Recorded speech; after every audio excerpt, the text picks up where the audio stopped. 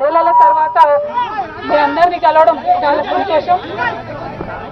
ఇవాళ ఇక్కడికి వచ్చినటువంటి టీఆర్ఎస్ పార్టీ కార్యకర్తలకు అందరికీ మీడియా మిత్రులకు హృదయపూర్వకంగా నమస్కారాలు. 18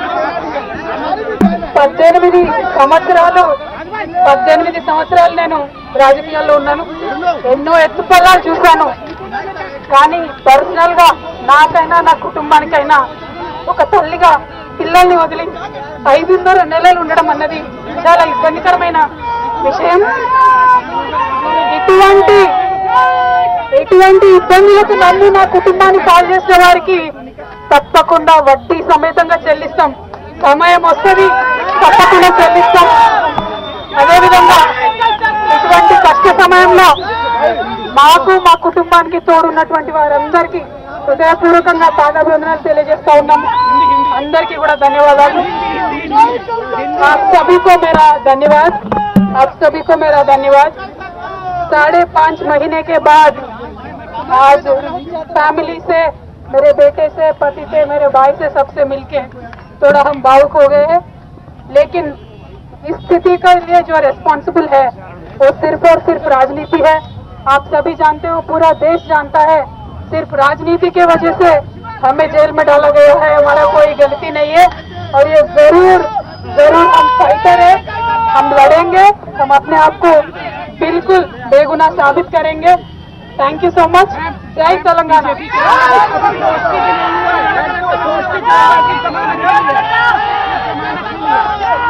ఎవరి గురించి చెప్పే అవసరం లేదు. మనము, నేను తెలంగాణ బిడ్డను, నేను కేసీఆర్ బిడ్డను, నేను తప్పు చేసే ప్రసక్తే లేదు. నేను మొండిదాన్ని, మంచిదాన్ని.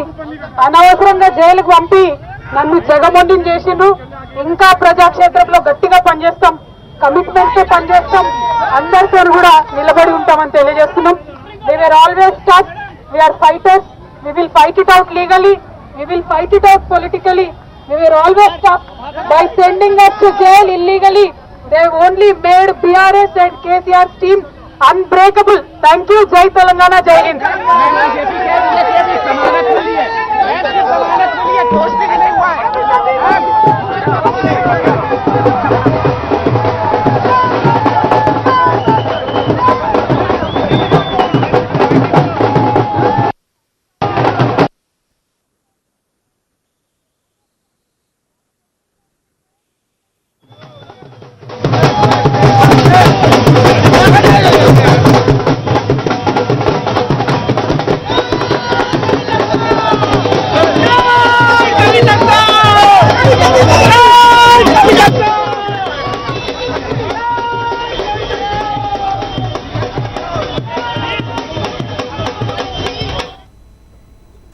రైట్. మొత్తానికి తీహార్ జైలు నుంచి 5.5 నెలల తర్వాత కవిత బెయిల్పై బయటకు వచ్చారు. వస్తూనే ఆమె అటు అరెస్ట్ చేసిన వారిని హెచ్చరిస్తూనే ప్రజాక్షేత్రంలో గట్టిగా పోరాడతామని చెప్పారు. ఇటు బీఆర్ఎస్ శ్రేణులైతే ఆనందంతో ఉబ్బితబ్బిబ్బవుతున్న పరిస్థితి. మొత్తానికి రేపు మధ్యాహ్నం కవిత అయితే తెలంగాణకు రాబోతున్నారు. మిగతా డీటెయిల్స్ చూస్తే స్పీడ్ పై అధికారులతో సీఎం రేవంత్ రెడ్డి సమీక్ష నిర్వహించారు.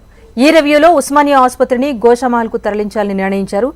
భూ బదలాయింపు ప్రక్రియను వేగంగా పూర్తి చేయాలని, ఆసుపత్రి నిర్మాణానికి సంబంధించి డిజైన్లు రూపొందించాలని సీఎం రేవంత్ ఆదేశించారు.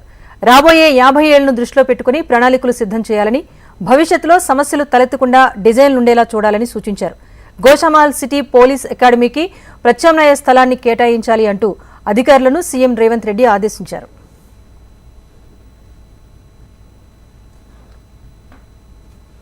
రేపు సచివాలయంలో తెలంగాణ తల్లి విగ్రహ భూమి పూజ జరగనుంది. ఉదయం 11 గంటలకు భూమి పూజ కార్యక్రమానికి ముఖ్యమంత్రి రేవంత్ రెడ్డి, ఉప ముఖ్యమంత్రి మల్లు భట్టి విక్రమార్క, మంత్రులు, ఎంపీలు, ఎమ్మెల్యేలు, ఎమ్మెల్సీలు హాజరు కాబోతున్నారు.